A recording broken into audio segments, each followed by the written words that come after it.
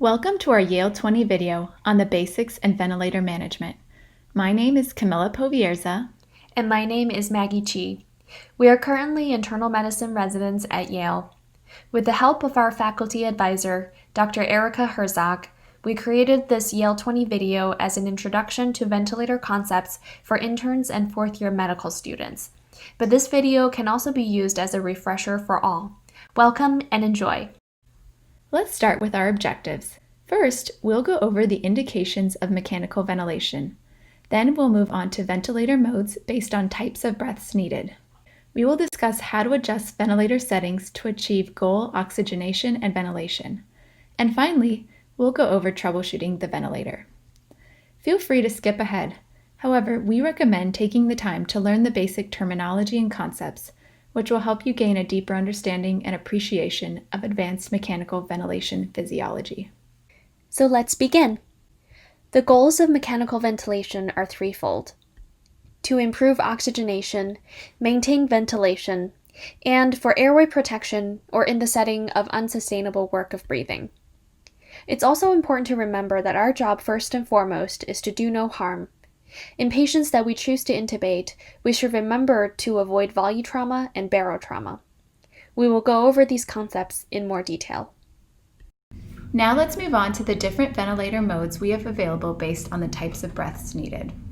First, let's discuss the components of a breath. To better illustrate this, we'll be using a flow waveform. The x-axis is always time, and please keep that in mind as it may not always be labeled. The y-axis in this diagram signifies the flow of air into the lungs. First, some basic terminology, and then we will further define them in later slides. What starts each breath is called a trigger. What sustains each breath is called a target. And what stops each breath is called a cycle. If you look at the example flow waveform to the right, once triggered, the machine delivers a constant flow and sustains that breath until the cycle is complete. This flow waveform will look slightly different for each type of ventilator mode. So once again, the trigger will determine what initiates each breath. For example, the trigger can be time. So if I set the vent to 12 breaths per minute, that means a breath will be delivered every 5 seconds. The trigger is simply a set time. The trigger can also be an inspiratory flow generated by the patient's effort to breathe. If a patient is able to initiate their own breath, negative pressure is generated in the thoracic cavity and air begins to flow into the lungs. The ventilator detects this inspiratory flow and is triggered to assist with the breath by delivering a set volume or applying a set pressure. The breath types can be divided into control, assist, and support type breaths. In a controlled breath, the ventilator triggers the breath and controls the flow of air. In an assisted breath, the patient triggers a breath and the machine controls the flow of air. The support breath is triggered by a patient's effort. However, the patient will control the flow of air and the ventilator will simply boost the breath. With this breath type, a majority of the effort will be from the patient. Furthermore, we're able to combine the above breath types. For example, we can combine assist and controlled breaths. In this way, the ventilator provides assisted breaths if it detects the patient's effort. However, a minimum respiratory rate is set such that if enough time passes where the patient does not initiate their own breath, the ventilator will provide a controlled breath. So now let's use the same flow waveform to demonstrate the target and the cycle. As the flow drops below zero, exhalation will begin. Let's now introduce two main types of ventilator modes, volume and pressure. Each of these modes has a set target and cycle, and we'll use the waveforms to the right to demonstrate this. First, let's discuss the volume mode. In a volume mode, the clinician sets the tidal volume and respiratory rate on the ventilator. The vent then delivers the preset volume by targeting an inspiratory flow rate over a period of time. Once the preset tidal volume has been achieved, the cycle is complete and airflow is terminated, allowing for passive exhalation. Volume mode allows clinicians to know exactly how much volume the patient is receiving, which is helpful in protecting patients from volume trauma and ensuring minute ventilation. In pressure mode, the clinician sets the inspiratory pressure and respiratory rate, as well as an inspiratory time on the ventilator. The vent applies a target inspiratory pressure over a period of time. Once the inspiratory time has elapsed, the cycle is complete and passive exhalation takes place.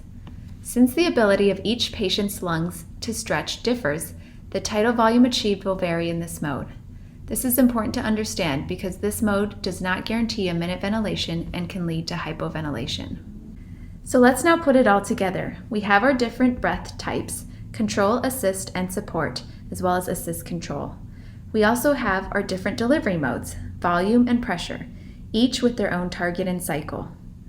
A combination of these features helps determine the final ventilator mode.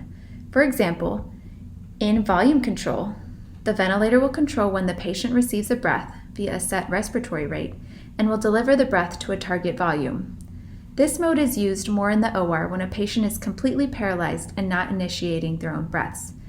It's rarely used in the medical ICU, and therefore we won't spend much time on this mode. In the same manner, we have volume assist control, pressure assist control, pressure support ventilation, as well as many more advanced modes. In this lecture, we'll focus on the 3 most commonly used modes in the medical ICU. Let's review what we have learned so far. If you decide to use the volume assist control mode, you will set the respiratory rate, the tidal volume, and FiO2 and PEEP. Let's quickly review what this would look like on the waveforms to the right of the slide. In the volume waveform, you see that the patient triggers the breath and the machine will deliver a set volume. In the flow waveform, you see that the breath is delivered at a constant flow. Passive exhalation occurs once the set volume is delivered. Depending on the compliance of the respiratory system, the pressure achieved during air delivery will differ for each patient. This is shown by the dotted lines in the pressure waveform on top. Now let's compare this to pressure assist control mode. In this mode, the clinician will set the respiratory rate, the inspiratory pressure, and FiO2 and PEEP. Once again, take a look at the waveforms starting from the top. When the breath is triggered, the machine will deliver a set pressure over a period of time. The compliance of the respiratory system will determine the flow rate and the volume achieved, as shown by the dotted lines in the bottom 2 waveforms. Lastly, let's look at pressure support mode. In this mode, you will set the inspiratory pressure, FiO2, and PEEP.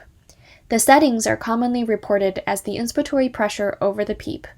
For example, pressure support 12/5 simply means an inspiratory pressure of 12 and a PEEP of 5. The waveform is similar to the pressure assist control waveforms, but keep in mind that in pressure support, the patient both triggers the breath and determines the flow rate. Once the machine detects a decrease in inspiratory flow to 25% of the initial peak flow, the machine will stop supporting the breath and exhalation occurs.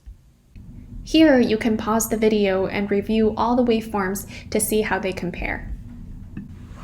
Here's an example of a ventilator screen. First, on the top you'll notice the ventilator mode. In this case, the mode is pressure assist control. In the middle of the screen, you'll see the pressure, flow, and volume waveforms. At the bottom of the screen, you'll find all the settings that the clinician and respiratory therapist will set, such as respiratory rate of 14, inspiratory pressure of 20, PEEP of 5, and FiO2 40% in this case. And lastly, on the left side of the screen, you will see the variables that the ventilator measures, such as the patient's actual respiratory rate, the tidal volume inhaled, and the peak pressure. Now that we have reviewed the different ventilator modes available, let's learn how to adjust the ventilator settings to achieve our goal oxygenation and ventilation. We have a couple tools to help us assess oxygenation and ventilation. We utilize the arterial blood gas, or ABG for short, to estimate the arterial oxygen and carbon dioxide levels. A pulse oximetry allows us to estimate the oxygen saturation non-invasively. And the end tidal capnography measures the CO2 at the end of exhalation. The waveform itself can be helpful to assess for bronchospasms, apnea, and endotracheal tube dislodgement. Let's move on to ventilator settings. To adjust for oxygenation, we can modify FiO2 and PEEP. FiO2 is the percent of oxygen in inspired air that the ventilator delivers. PEEP corresponds to the pressure that remains in the airways at the end of expiration to prevent alveolar collapse, allowing for gas exchange. Typically, when initiating mechanical ventilation, we will start at an FiO2 of 100% and down titrate to a goal SpO2 greater than 90% or PaO2 greater than 66 millimeters of mercury. PEEP is typically set at 5 to 10 centimeters of water and adjusted per SpO2 and PaO2 as well. To adjust for ventilation, we can modify the set respiratory rate and tidal volume. We typically set the rate to 12 to 16 breaths per minute, but if someone has increased metabolic demands, such as in sepsis, you may choose to start at a higher initial rate. We typically set the tidal volume to a goal of 6 to 8 milliliters per ideal body weight in kilograms. We use the ideal body weight rather than the actual weight, as lung volumes correlate more with the height rather than the weight of a patient. Respiratory rate and tidal volume may be adjusted to reach a desired goal PaCO2 or pH. There are other settings that can be modified, such as the amount of time spent in inspiration versus expiration, or the flow rate delivered by the ventilator.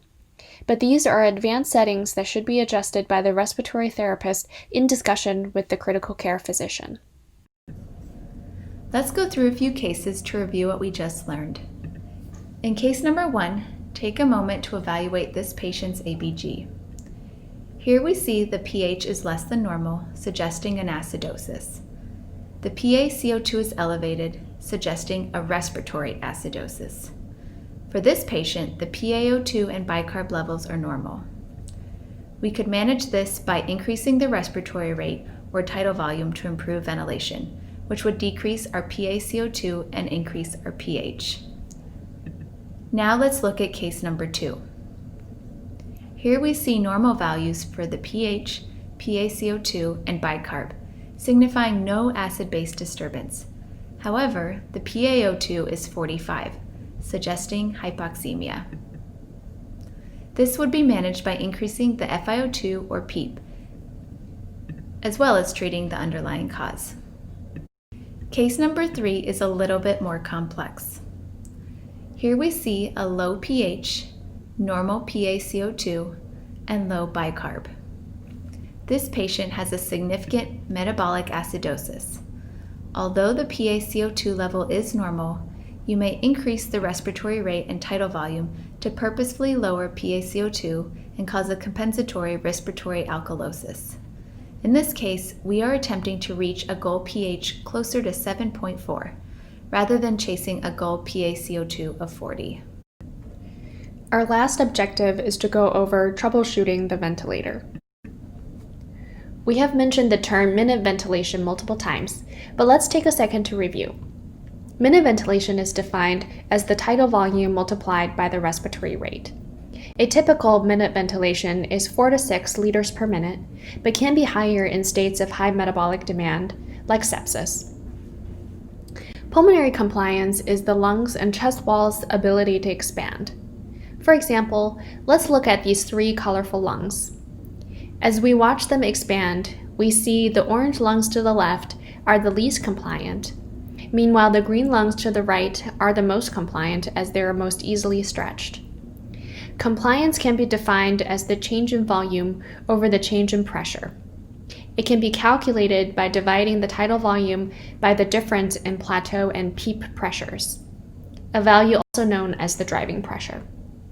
A normal compliance is approximately 50, and if reduced, can signify a multitude of problems, such as pulmonary edema, atelectasis, or any lung pathology that would make it harder for the lung and chest wall to stretch. Airway resistance is the degree of resistance to the flow of air through the respiratory tract during inspiration and expiration, which is equal to change in pressure over change in flow. A normal resistance is approximately 8, and if elevated, can signify an obstructive process. Now let's go over some ventilator variables that you may see on the vent screen, as they may reflect dynamic changes in your patient's condition and their interaction with the vent. Peak pressure is the pressure necessary to overcome resistance from the entire ventilation system, including inspiratory airflow resistance, chest wall recoil resistance, and alveolar opening resistance.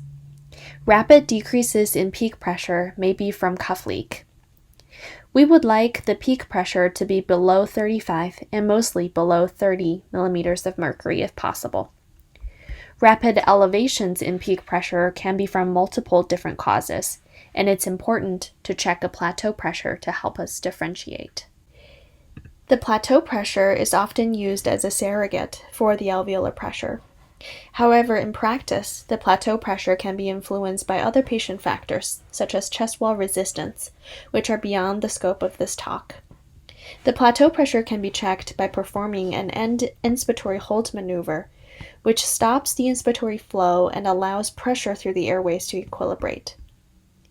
If the peak pressure is elevated and the plateau pressure is normal, there is high resistance in the airway, such as in the case of a kinked ET tube, mucus plug, or bronchospasm. If both the peak and plateau are elevated, this likely signifies a compliance problem, such as atelectasis, edema, pneumonia, or abdominal distension. Lastly, if one performs an end expiratory hold, and the resulting pressure is higher than the set PEEP, then this reflects autopeeping. We will review autopeeping shortly. Just as a reminder, the difference between the plateau pressure and PEEP is known as the driving pressure. There have been studies in patients with ARDS that have shown an association between higher driving pressures and increased mortality. However, the use of driving pressure limited strategies in patients with ARDS has yet to be validated by a large randomized control trial, at least at the time of this video's publication. So let's try them out. You're the resident in the MICU and your patient's vent is beeping. You look on the vent screen and see an alarm saying low pressure. You astutely and methodically first check to make sure that the patient didn't levitate off the bed and take out the tube. Then you check to make sure the ET tubing is connected appropriately. Lastly, you and the RT listen and check the ET tube balloon to make sure that there is no cuff leak. Now in another patient's room, the vent is beeping and it's saying high peaks. Your RT is busy with another patient, so you can't perform an end inspiratory hold to check the plateau pressure right away, but you're methodically thinking and working through the cases for high pressures. You first look at the patient to make sure that he or she isn't grimacing and biting the ET tube, and if so, you can place a bite block or increase sedation. You then look at the waveforms to make sure that the patient is not significantly over-breathing or double triggering the vent. And if so, you can increase sedation or with the help of your intensivist and RT, consider changing to a pressure mode of ventilation. You and the nurse perform oral and inline suctioning to make sure you're clear of any secretions or mucus plugs. You and your colleagues are working together and they order a chest x-ray to make sure the ET tube is positioned correctly. You listened to the patient and heard wheezing, which could mean bronchospasms, so you order some bronchodilators. Finally, your RT is here, so you check a plateau and find that it's now higher than before, so you proceed to treat the underlying cause. You also wonder about autopeeping, as your patient has asthma, so you direct your attention to the following waveform. Let's step away from our scenario quickly and talk about autopeep. Autopeep occurs when there is incomplete exhalation of air, which can be due to patient ventilator dysynchrony, respiratory rate that is too fast, or expiratory phase that is too short. You can detect autopeep by looking at the flow waveform. Let's look at the normal flow waveform. You can see here that the flow returns to baseline during exhalation before the next breath begins. Under these conditions, the end expiratory pressure is equal to PEEP. In the case of autopeeping, the expiratory flow approaches zero but never reaches it, and the next inspiration has already begun. In this case, the pressure at the end of expiration is higher than the PEEP you set on the vent, and this is auto-PEEP. You want to avoid auto-PEEPing because it can lead to barotrauma, and if the intrathoracic pressure is high enough to impede venous return, it can also cause hemodynamic compromise. Auto-PEEP can be caused by bronchospasm or inadequate expiration. To manage auto-PEEP, you can decrease the respiratory rate, treat bronchospasm, or increase the expiration time by either increasing inspiratory flow or shortening the inspiratory phase. You can also increase sedation or give neuromuscular blockade to decrease dysynchrony. There is a more advanced concept known as PEEP matching that can be applied in patients with expiratory flow limitations, but this should always be performed under the guidance of an intensivist. The idea behind PEEP matching is that by slightly increasing the set PEEP, this may keep the small airways open enough to allow for improved expiration. The applied PEEP should always be less than the measured auto-PEEP. Lastly, if the patient is in extremis to the point where he or she is nearing hemodynamic collapse, you can disconnect the patient from the ventilator and put pressure on the chest to allow for complete exhalation of air and improved venous return. Let's highlight another common ventilator dyssynchrony you'll likely see in the medical ICU. Double triggering, also known as breath stacking, is defined by two mechanical breaths occurring in one inspiration interval, and it is the result of the ventilator's inspiratory time being shorter than the patient's inspiratory time. Take a look at the flow waveform to the right. The ventilator first completes one normal breath.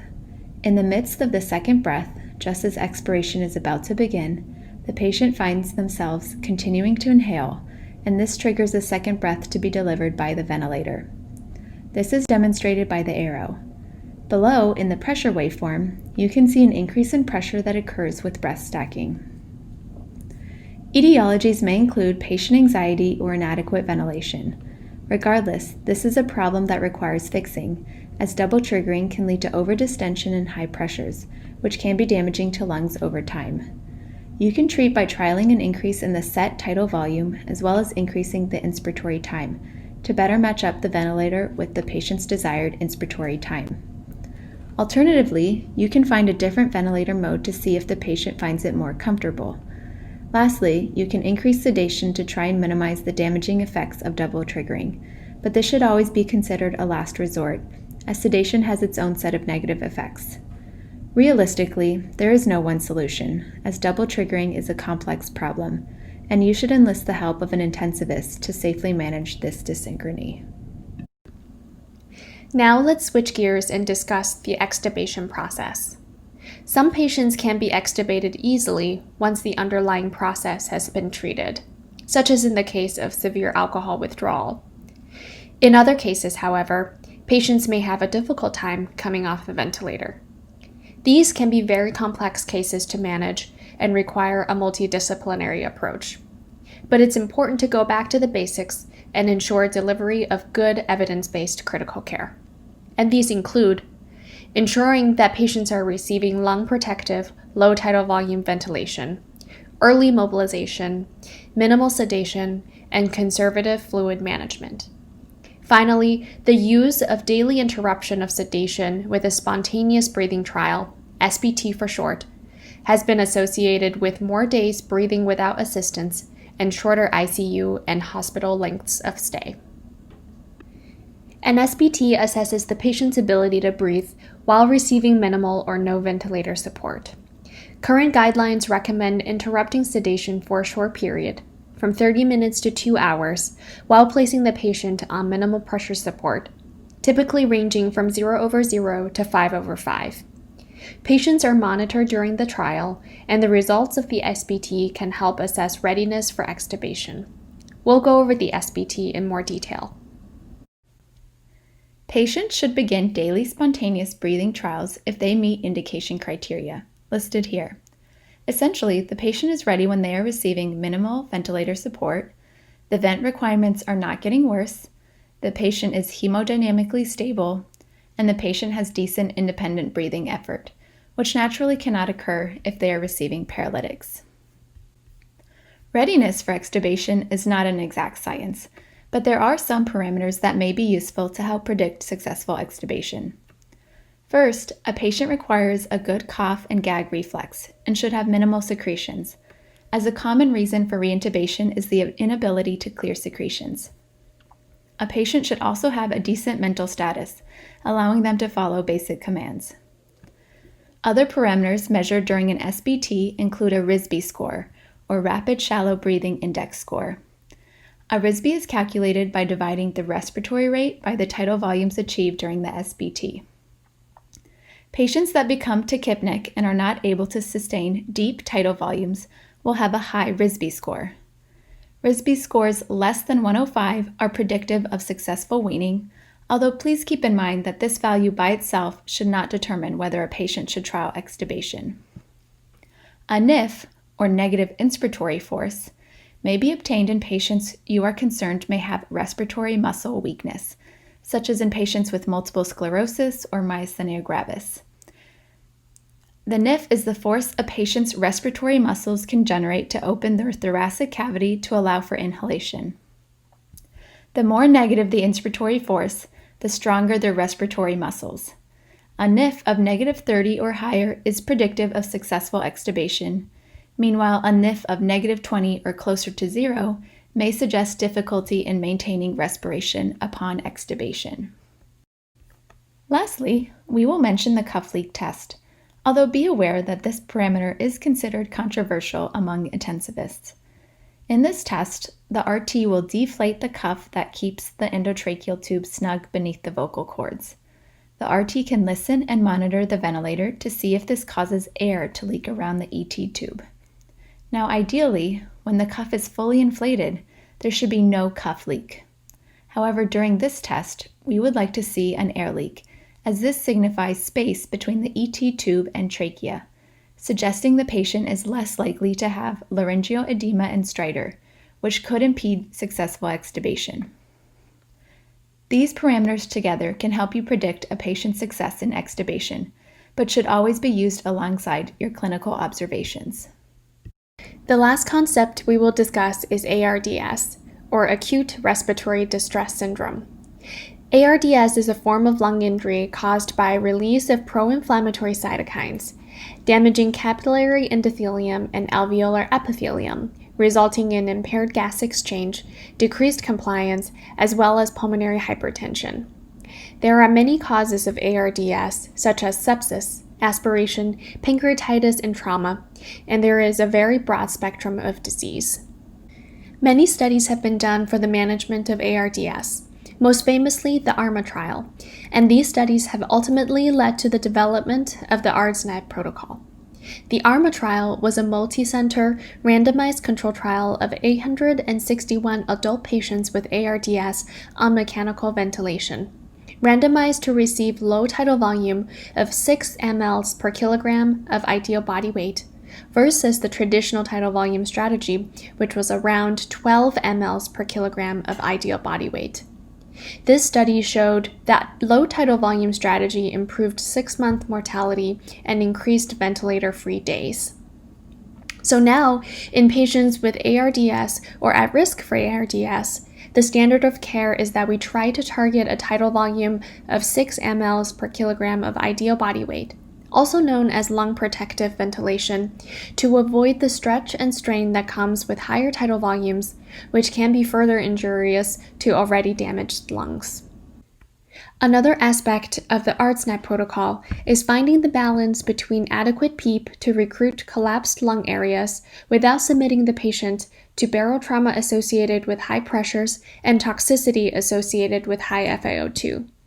The ARDSnet protocol provides a table which can be used to escalate and wean PEEP and FiO2.